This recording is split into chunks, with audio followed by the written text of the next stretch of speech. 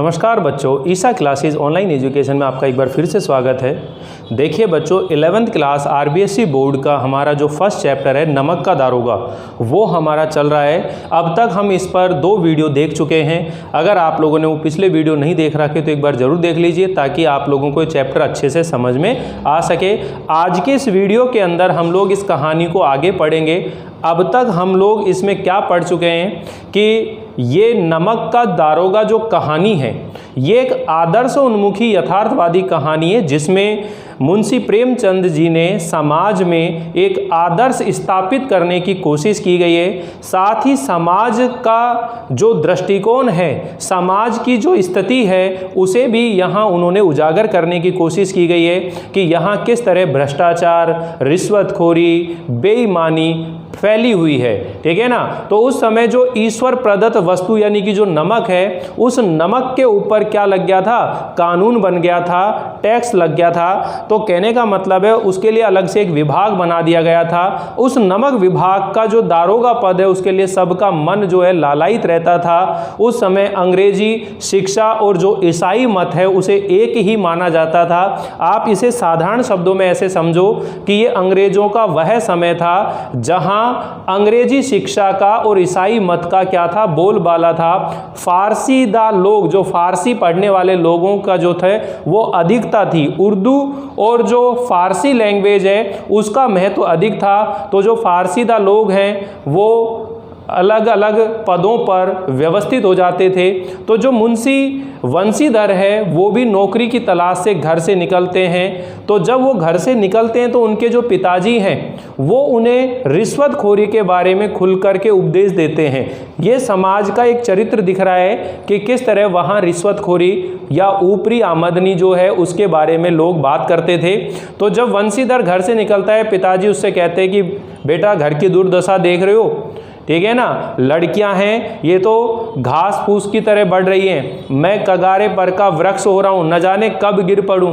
नौकरी में ओहदे की ओर ध्यान मत देना, नौकरी में पद की ओर ध्यान मत देना, क्योंकि ये तो पीर का मजार है, निगाह चढ़ावे और चादर पर होनी चाहिए। यानी कि जो ऊपरी आमदनी होती है उसी के ऊपर ध्यान देना। कोई ऐसा पद ढूंढना कि जो वेतन है वो तो पूर्णमासी का चांद होता है, जो महीने में एक बार दिखाई देता है और महीने के अंत तक घटते घटते लुप्त हो जाता है। लेकिन जो ऊपरी आमदनी होती है वो बहता हुआ स्रोत होता है और उसी से प्यास बुझती है। ठीक है। तो कहने का मतलब इस तरह से वो खुल करके क्या देता है, उसको सीख देता है, शिक्षा देता है रिश्वतखोरी के बारे में। तो जो वंशीधर है वो एक आज्ञाकारी पुत्र था, इसलिए पिता की इन बातों को वो चुपचाप क्या करता है, सुनता रहता है। आज्ञा लेकर वो घर से निकलता है। शुभ शकुन से घर से निकला था और जाते ही जाते उसे नमक के विभाग में दारोगा पद पर क्या मिल गई, नियुक्ति मिल जाती है। ठीक है ना।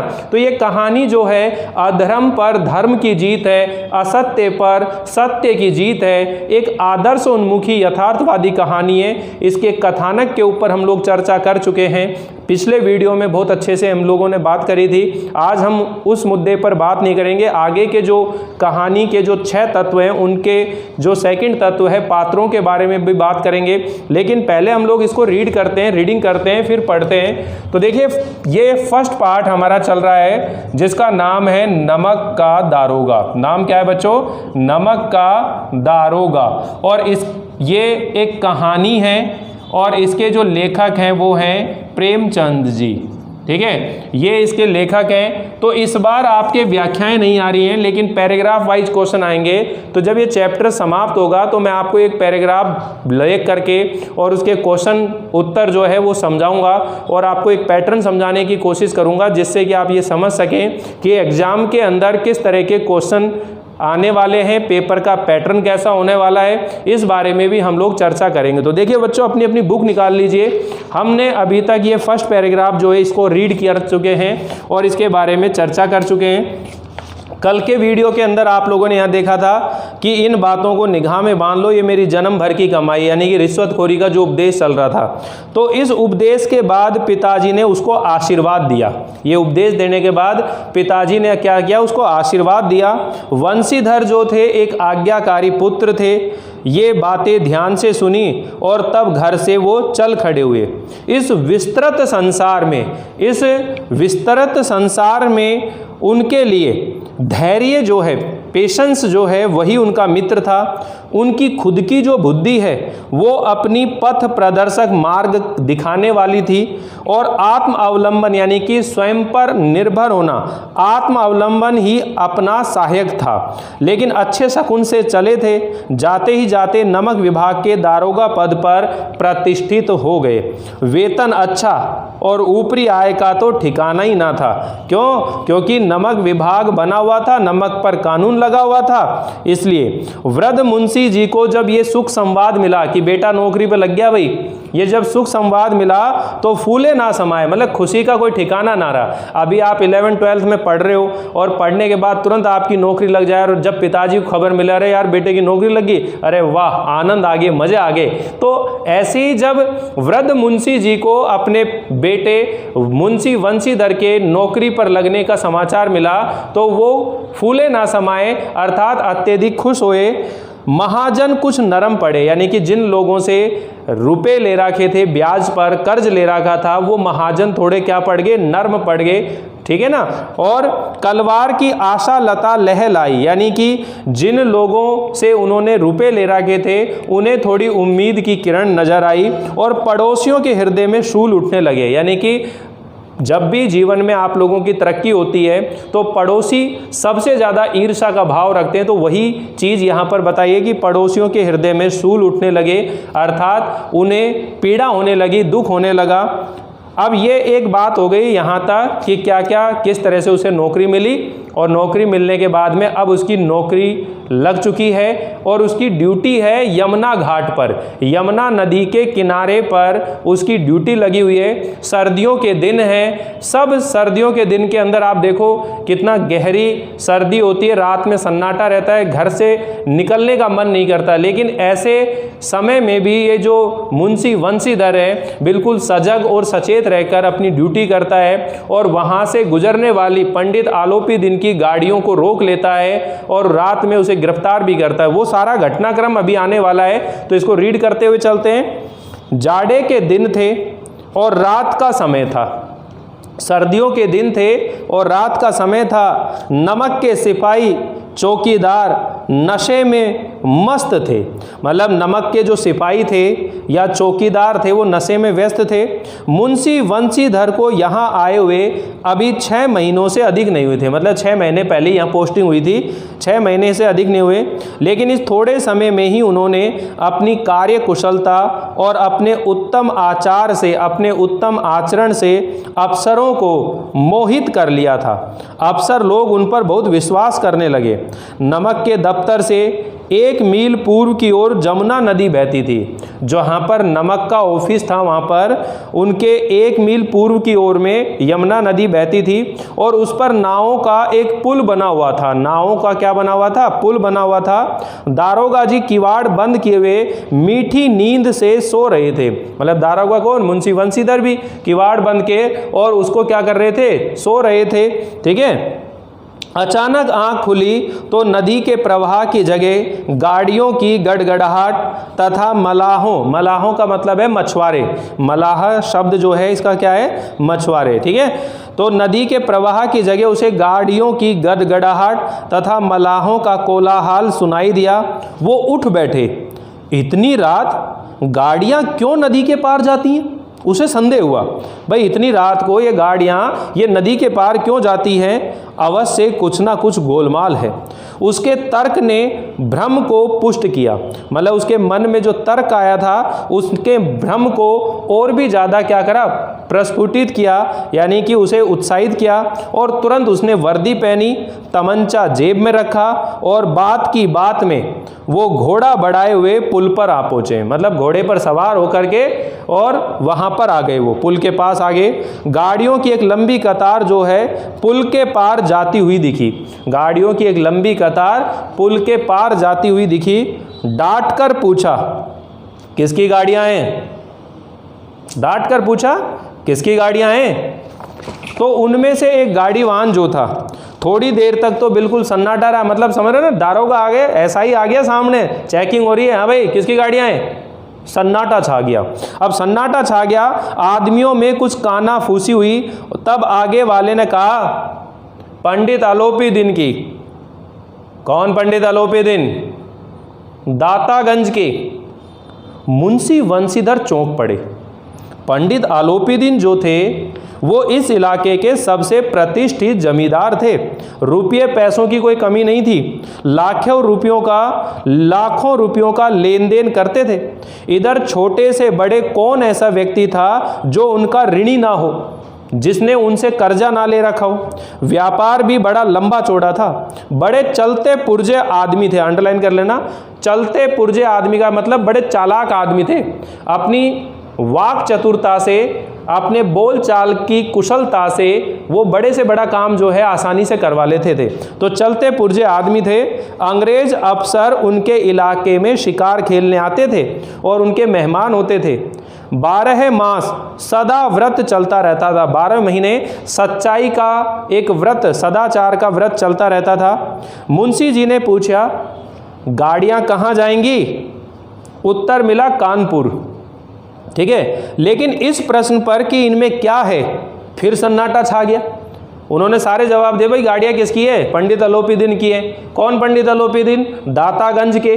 दातागंज के इतने प्रतिष्ठित व्यापारी, धन वैभव से संपन्न, ऐसा कोई इलाके में नहीं जो उनका ऋणी नहीं है, उनकी गाड़ियां ही है। फिर कहते हैं कि गाड़ियां कहाँ जाएंगी? बोली कानपुर जाएंगी। तो इन गाड़ियों में क्या है? फिर सन्नाटा छा गया, यानी कि इसका उन्होंने कोई जवाब नहीं दिया। दारोगा साहब का संदेह और ज़्यादा बढ़ गया। भाई जवाब नहीं आया तो संदेह और बढ़ गया, डाउट हुआ उनको। कुछ देर तक उत्तर की बाट देखकर, कुछ देर उत्तर का इंतजार करके जोर से बोले, क्या तुम सब गूंगे हो गए हो? हम पूछते हैं इनमें क्या लदा है? जब इस बार भी कोई उत्तर ना मिला तो उन्होंने घोड़े को एक गाड़ी से मिलाकर, मतलब घोड़े को गाड़ी के बिल्कुल साइड में ले जाकर और बोरे को टटोल कर देखा और उनका भ्रम दूर हो गया। ये नमक के ढेले थे, नमक के ढेले थे। पंडित आलोपी दिन अपने सजीले रथ पर सवार, कुछ सोते हुए कुछ जागते हुए चले आते थे। मतलब उन्हीं गाड़ियों के पीछे पीछे एक गाड़ी के अंदर एक सजे हुए रथ में पंडित आलोपी दिन भी चल रहे थे। ठीक है, अचानक कई गाड़ी वालों ने घबराए हुए आकर के जगाया उसको और बोले, महाराज दारोगा ने गाड़ियां रोक दी हैं और घाट पर खड़े आपको बुलाते हैं। पंडित आलोपी दिन को लक्ष्मी जी पर अखंड विश्वास था। उन्हें अपने धन पर, पैसों पर बहुत घमंड था, विश्वास था। ठीक है ना, वो कहा करते थे, संसार का तो कहना ही क्या, स्वर्ग में भी लक्ष्मी जी का ही राज्य है। उनका यह कहना यथार्थी था, सच था उनका यह कहना।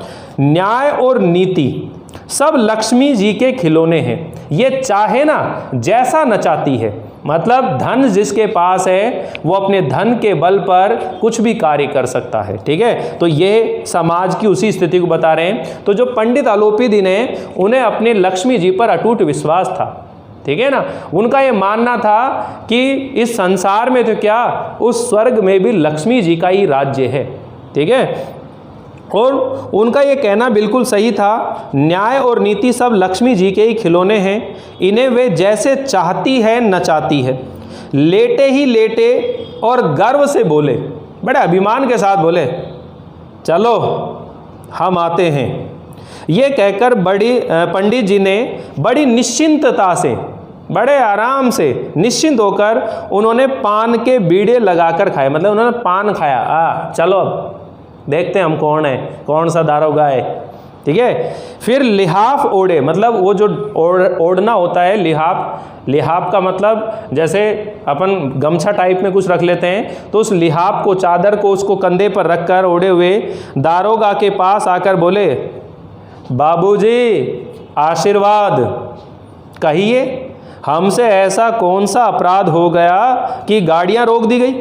हम ब्राह्मणों पर तो आपकी कृपा दृष्टि रहनी चाहिए। बड़े आराम से उससे बात करता है कि कहिए महाराज, हमसे ऐसा कौन सा अपराध हो गया जो हमारी गाड़ियाँ रोक दी आपने? हम ब्राह्मणों पर तो आपकी कृपा दृष्टि होनी चाहिए। वंशीधर रुखाई से बोले, सरकारी हुक्म। पंडित आलोपी दिन ने हंसकर कहा, हम सरकारी हुक्म को नहीं जानते और ना सरकार को जानते हैं। हम ना तो सरकारी हुक्म को जानते हैं और ना ही सरकार को। हमारे सरकार तो आप ही हैं। हमारा और आपका तो घर का मामला है। हम कभी आपसे बाहर हो सकते हैं? आपने व्यर्थ का कष्ट उठाया। ये तो हो नहीं सकता कि इधर से जाएं और इस घाट के देवता को भेंट ना चढ़ाएं। मैं तो आपकी सेवा में स्वयं ही आ रहा था। वंशीधर पर ऐश्वर्य की मोहिनी वंशी का कुछ प्रभाव नहीं पड़ा। मतलब वो अपने धन के बल पर उस वंशीधर को खरीदना चाहता था, लेकिन वंशीधर के ऊपर उस धन ऐश्वर्य का कोई भी प्रभाव नहीं पड़ा। ईमानदारी की नई उमंग थी। कड़क कर बोले, हम उन नमक हरामों में से नहीं हैं जो कौड़ियों पर अपना ईमान बेचते फिरते हैं। हम उन नमक हरामों में से नहीं है जो कौड़ियों के दाम पर अपना ईमान बेच देते हैं। हम ऐसे नहीं हैं। आप इस समय हिरासत में हैं। आपका कायदे के अनुसार चालान होगा। बस मुझे अधिक बातों की फुर्सत नहीं है। जमादार बदलू सिंह, तुम इन्हें हिरासत में ले चलो। मैं हुक्म देता हूं, इन्हें हिरासत में ले लो। एक नहीं सुनी मुंशी वंशीधर ने। ठीक है, तो आगे देखिए बच्चों क्या बात होती है। पंडित आलोपी दिन स्तंभित हो गए, आश्चर्यचकित हो गया, यार ये क्या आदमी? आज तक मैंने अपने धन के बल पर बड़े से बड़े अधिकारी को खरीद लिया और ये दारोगा बिकने के लिए तैयार नहीं है। लेकिन उसका एक चीज मानना था कि जब तक सामने वाले की सही कीमत ना लगाई जाए तब तक वह अपने आप को बेचता नहीं है। ठीक है ना? इसलिए आलोपी दिन क्या हो गया? स्तंभित हो गया और गाड़ी वानों में हलचल मच गई। पंडित जी के जीवन में कदाचित ये पहला ही अवसर था कि पंडित जी को ये ऐसी कठोर बातें सुननी पड़ी। बदलू सिंह आगे बढ़ा, किंतु रोब के मारे ये साहस ना हुआ कि उनका हाथ पकड़ सके।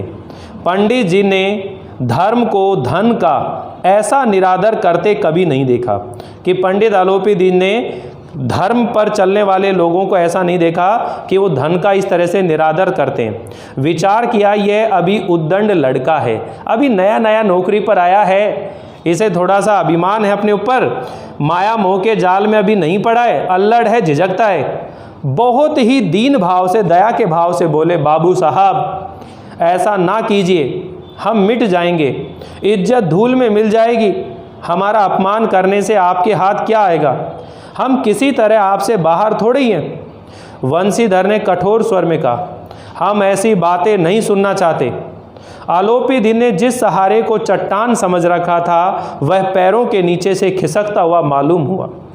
स्वाभिमान और धन ऐश्वर्य को कड़ी चोट लगी, किंतु अभी तक धन की सांख्यिक शक्ति का पूरा भरोसा था।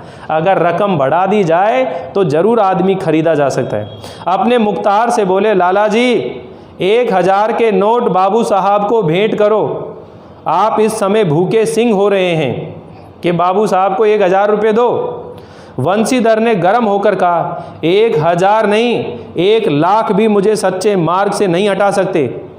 धर्म की इस बुद्धिहीन दृढ़ता और देव दुर्लभ त्याग पर मन बहुत झुंझलाया। अब दोनों शक्तियों में संग्राम होने लगा। दोनों शक्ति कौन सी? धन और धर्म।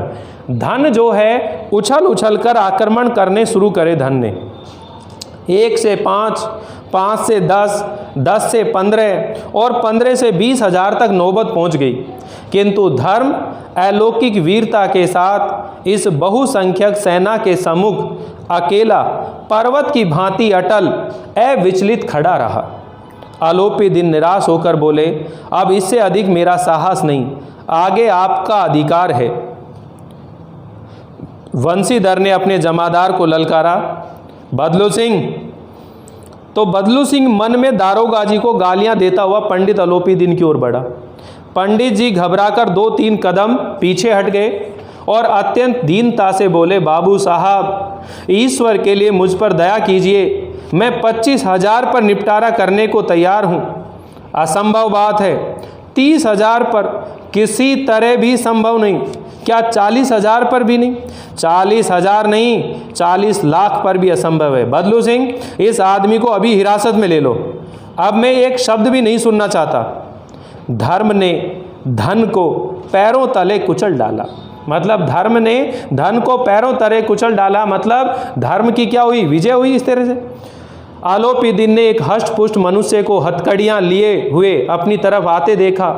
चारों ओर निराश और कातर दृष्टि से देखने लगे और इसके बाद एकाएक मूर्छित होकर, बेहोश होकर वो गिर पड़े। अर्थात पंडित आलोपी को गिरफ्तार कर लिया गया। मुंशी वंशीधर ने अपनी ईमानदारी और कर्तव्य निष्ठा का परिचय दिया। वह धन के बल पर जो पंडित आलोपी हर किसी को खरीद लेता था, लेकिन वह जो वंशीधर है उसकी ईमानदारी को नहीं खरीद पाया और पंडित आलोपी को वंशीधर ने क्या कर लिया? गिरफ्तार कर लिया। ये रात की घटना है, ठीक है। ये कब की घटना है? रात की घटना है।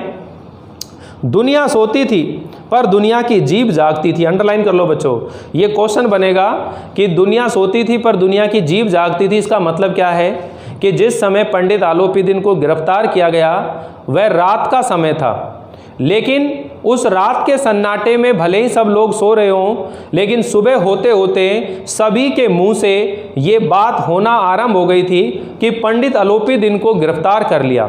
सब लोगों को आश्चर्य हो रहा था इस बात का, नहीं कि उन्हें गिरफ्तार कर लिया गया, बल्कि उन्हें इस बात का आश्चर्य हो रहा था कि यार ऐसा आदमी जो बोलचाल में इतना चतुर है, धन वैभव की कमी नहीं है, उसे गिरफ्तार कैसे कर लिया? इस बात का उसे क्या हो रहा था? आश्चर्य हो रहा था।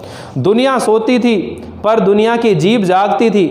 सवेरे देखिए तो बालक वृद्ध सबके मुंह से यही बात सुनाई देती थी। जिसे देखिए वही पंडित जी के इस व्यवहार पर टिक्का टिप्पणी कर रहा था। निंदा की बौछारें हो रही थी, मानो संसार से अब पापी का पाप कट गया। पानी को दूध के नाम से बेचने वाला ग्वाला। अब देखिए, इस संसार में ध्यान रखना बच्चों, ऐसा कोई व्यक्ति नहीं है जो बुरे कर्म नहीं करता है, लेकिन जिस व्यक्ति के बुरे कर्म उजागर हो जाते हैं तो बाकी के जो सांसारिक लोग हैं वो उस व्यक्ति के बारे में ऐसे बात करते हैं जैसे खुद कितने पाक साफ हैं, कितने पवित्र हैं, कितने दूध के धुले हुए हैं। ठीक है, तो यहाँ आगे भी एक क्वेश्चन आएगा, शहर की भीड़। शहर की भीड़ समाज की कौन सी स्थिति को व्यक्त करती है बच्चों? कि समाज की जो भीड़ है वो एक तमाशबीन है। वह लोगों को के दुख से कोई सरोकार नहीं होता है, उन्हें तो केवल अपनी आंखों को देखने के लिए एक क्या चाहिए? तमाशा चाहिए। ठीक है, तो ये जो शहर के लोग भले ही खुद कितना भला बुरा कर्म करते हैं, लेकिन पंडित आलोपी के इस कार्य पर वो टिक्का टिप्पणी कर रहे थे। देखो कौन कौन लोग आ रहे हैं कि पानी को दूध के नाम पर बेचने वाला ग्वाला। जो ग्वाले होते हैं, दूध बेचने वाले दूधिया होते हैं, उनका काम यही है कि वो बेईमानी करते हैं। दूध के अंदर पानी मिलाकर लाते हैं और उसे सप्लाई करते हैं, बेईमानी कर रहे हैं। लेकिन वो भी जब पंडित आलोपी के बारे में पता लगा तो अपनी जीभ चला रहे हैं, देख कितना बुरा इंसान है, शर्म नहीं आई इसको, जैसे खुद कितना देवता है। ठीक है, कल्पित रोज नामचे भरने वाला अधिकारी वर्ग, जितने भी प्रशासनिक कार्य होते हैं अपनी कल्पना से ही डॉक्यूमेंट की एंट्री कर लेते हैं। पूरे घर बैठे सारी जो कार्यवाही हो जाती है, मतलब किसी की आपने बाइक चोरी हुई है तो अब बाइक चोरी कहाँ से हुई, कैसे हुई, सब वहीं बैठ करके नए रास्ता बना लेते हैं, मैप बना लेते हैं, सारा काम हो गया। रोज नामचा मतलब काल्पनिक रोज नामचे भरने वाला अधिकारी वर्ग हो, रेल में बिना टिकट सफ़र करने वाले बाबू लोग हो, जाली दस्तावेज बनाने वाले सेठ और साहूकार हो, ये सब के सब देवताओं की भांति अपनी गर्दनें चला रहे थे। मतलब खुद कितने सज्जन व्यक्ति हैं और पंडित आलोपी कितना बड़ा पापी हैं, सबके सब उसके बारे में बात कर रहे थे। जब दूसरे दिन पंडित आलोपी अभियुक्त होकर कांस्टेबलों के साथ हाथों में हथकड़ियाँ, हृदय में गलानी और क्षोभ भरे दुख भरे लज्जा से शर्माते हुए गर्दन झुकाए हुए अदालत की तरफ चले तो सारे शहर में हलचल मच गई। मेलों में कदाचित आंखें इतनी व्यग्र न हुई होती, व्याकुल ना होती होंगी, भीड़ के मारे छत और दीवार में कोई भेद ना रहा। मतलब इतनी भीड़ इकट्ठा हो गई उसे देखने के लिए कि मेलों में भी कभी भीड़ नहीं लगी होंगी। मतलब लोगों को एक तमाशा मिल गया और उस तमाशे को देखने के लिए सब लोग एक भीड़ के रूप में इकट्ठा हो गए। उन्हें किसी के दुख दर्दों से कोई सरोकार नहीं होता है। किंतु अदालत में पहुंचने की देर थी। पंडित अलोपीदीन इस अगाध वन के सिंह थे। ये अंडरलाइन कर लेना, ये भी क्वेश्चन आएंगे कि पंडित अलोपीदीन इस अगाध वन के सिंह थे। इसका मतलब क्या है कि पंडित अलोपीदीन शहर के एक प्रतिष्ठित व्यापारी थे। ठीक है, लाखों रुपयों का लेन देन होता था। बड़े बड़े अफसर जो है उनके घर में मेहमान होते थे, शिकार खेलने आते थे अंग्रेज। ठीक है, शहर में कोई ऐसा व्यक्ति होगा जो उसका ऋणी ना हो। तो इस तरह से वो अपने धन ऐश्वर्य के बल पर संसार के किसी भी कार्य को करने में क्या थे, सक्षम थे। इसलिए वह इस पंडित अलोपीदीन इस अगाध वन के अकेले सिंह थे। इसलिए जैसी अदालत में पहुंचा तो सब अधिकारी वर्ग, जितने भी गवाह थे, सब उसने पैसों के बल पर, धन के बल पर सब अपने पक्ष में कर लिए। ठीक है ना। अधिकारी वर्ग उनके भक्त थे, अमले उनके सेवक थे, वकील मुख्तार उनके आज्ञा पालक, अर्दली चपरासी तथा चौकीदार तो उनके बिना माल के क्या थे, गुलाम थे। उन्हें देखते ही लोग चारों तरफ से दौड़े। सभी लोग विस्मित हो रहे थे, आश्चर्यचकित हो रहे थे। इसलिए नहीं कि अलोपीदीन ने क्यों ये कर्म किया है, ये काम क्यों किया है, बल्कि इसलिए कि वह कानून के पंजे में कैसे आया।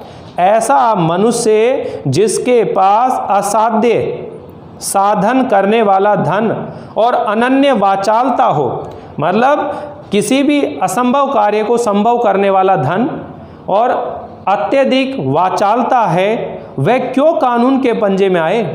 प्रत्येक मनुष्य उनसे सहानुभूति प्रकट करता था। बड़ी तत्परता से इस आक्रमण को रोकने के निमित्त वकीलों की एक सेना तैयार की गई।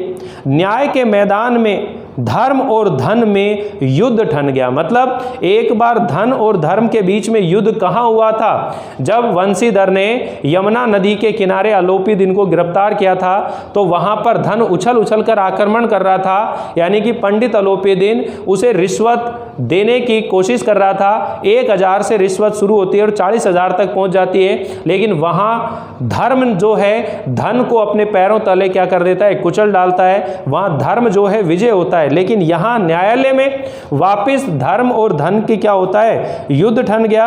वंशीधर चुपचाप खड़े थे।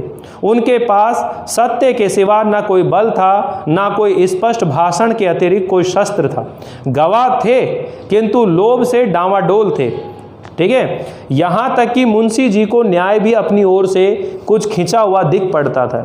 वह न्याय का दरबार था किंतु उसके कर्मचारियों पर पक्षपात का नशा छाया हुआ था। और जहां पक्षपात होता है वहां न्याय की उम्मीद की ही नहीं जा सकती।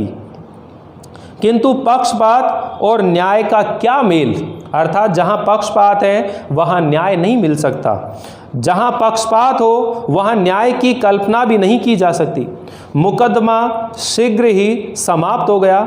डिप्टी मजिस्ट्रेट ने अपनी तजवीज़ में लिखा, अपने जो मुकदमे की फाइल है उसके अंदर लिखा, उसने क्या लिखा, पंडित अलोपीदीन के विरुद्ध दिए गए प्रमाण निर्मूल हैं, भ्रामात्मक हैं, निराधार हैं। पंडित अलोपीदीन के खिलाफ दिए गए तमाम सबूत निराधार हैं, भ्रामक हैं, संदेहास्पद हैं, इनका कोई औचित्य नहीं है। वह एक बड़े भारी आदमी हैं। ये बात कल्पना के बाहर है कि उन्होंने थोड़े से लाभ के लिए ऐसा दुस्साहस किया हो। यद्यपि नमक के दारोगा मुंशी वंशीधर का अधिक दोष नहीं है, लेकिन ये बड़े खेद की बात है कि उसकी उद्दंडता और विचारहीनता के कारण एक भले मानुष को कष्ट झेलना पड़ा। हम प्रसन्न हैं कि वह अपने काम से सजग और सचेत रहता है, किंतु नमक से मुकदमे की बढ़ी हुई नमक हलाली ने उसके विवेक और बुद्धि को भ्रष्ट कर दिया है। भविष्य में उसे होशियार रहना चाहिए। वकीलों ने जब ये फैसला सुना तो उछल पड़े। यानी कि पंडित अलोपीदीन केस जीत गए। जो मुंशी वंशीधर है, बल्कि उनके ऊपर ही उन्हें समझाया गया कि तुझे देखना चाहिए था, शहर का इतना बड़ा आदमी है, वो ऐसी छोटी सी गलती कैसे कर सकता है। तुमने अपनी नमक हलाली, यानी कि आपने अपनी रिश्वत के मारे ऐसे बड़े आदमी को गिरफ्तार कर लिया, उसे जेल में ले आए, इस भले आदमी को। ठीक है।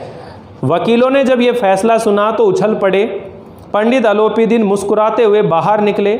स्वजन, अपने जो लोग थे, मित्र थे, उन्होंने रुपयों की लूट की। उदारता का सागर उमड़ पड़ा। उसकी लहरों ने अदालत की नींव तक हिला दी। जब वंशीधर बाहर निकले तो चारों ओर से उनके ऊपर व्यंग बाणों की वर्षा होने लगी।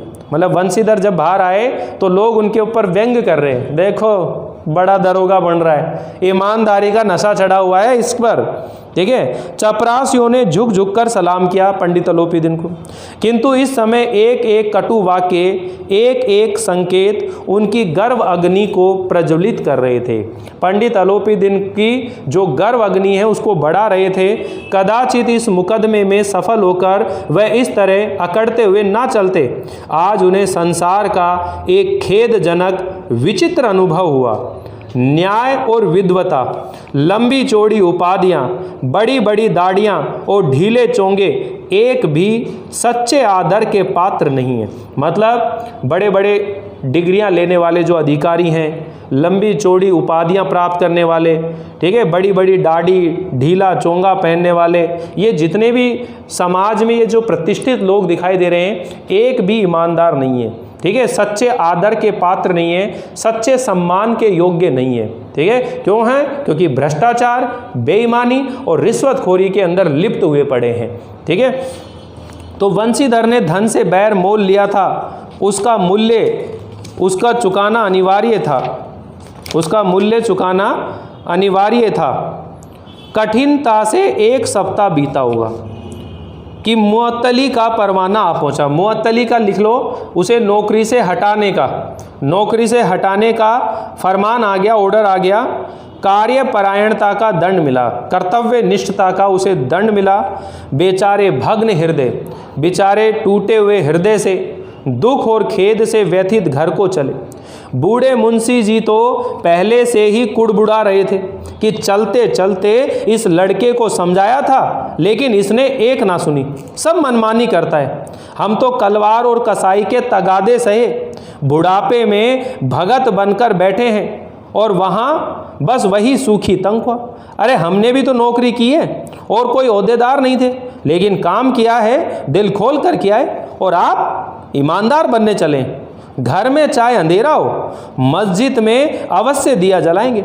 खेद है ऐसी समझ पर, पढ़ना लिखना सब ऐकारत किया। मतलब पिताजी को बड़ा क्रोध आया, यार बेटे को इतना समझाया था, नालायक ने एक नहीं सुनी। ऐसी पढ़ाई लिखाई किस काम की। ठीक है। इसके थोड़े ही दिनों बाद जब मुंशी वंशीधर इस दुर्अवस्था में घर पहुंचे तो बूढ़े पिताजी ने समाचार सुना तो अपना सिर पीट लिया। बोले, जी चाहता है कि तुम्हारा और अपना सिर फोड़ लूं। बहुत देर तक पछता कर हाथ मलते रहे। क्रोध में कुछ कठोर बातें भी कही, और यदि वंशीधर वहां से टल ना जाते तो अवश्य ही यह क्रोध विकट रूप धारण करता। वृद्ध माता को भी दुख हुआ। जगन्नाथ और रामेश्वर की जो यात्राएं हैं, यात्रा की जो कामनाएं, वो मिट्टी में मिल गई। पत्नी ने तो कई दिनों तक सीधे मुंह से बात भी नहीं की। मतलब सब के सब पैसे के यार हैं, मतलब के यार हैं। पंडित जो वंशीधर है, मुंशी वंशीधर, वह अपनी ईमानदारी के बल पर अपनी नौकरी कर रहा था, लेकिन उस ईमानदारी की कुछ ना चली और उसे नौकरी से हट जाना पड़ा। ठीक है बच्चों, यहाँ आप लोग अंडरलाइन कर लीजिए। आज की इस क्लास में हम लोग केवल इतना ही पढ़ेंगे। आगे के बचा हुआ जो पार्ट है हम लोग नेक्स्ट वीडियो के अंदर पढ़ेंगे। ठीक है, तो यहाँ तक आप लोगों को ये चैप्टर बहुत अच्छे से समझ में आ रहा होगा। आप लोग इसे ढंग से समझते रहें, पढ़ते रहें, सीखने की कोशिश करें। मिलते हैं अगली बार अगले लेक्चर को लेकर के, जिसमें हम बात करेंगे इसके क्वेश्चन आंसर की और इस चैप्टर को पढ़ेंगे। ठीक है, तब तक के लिए थैंक यू, बाय।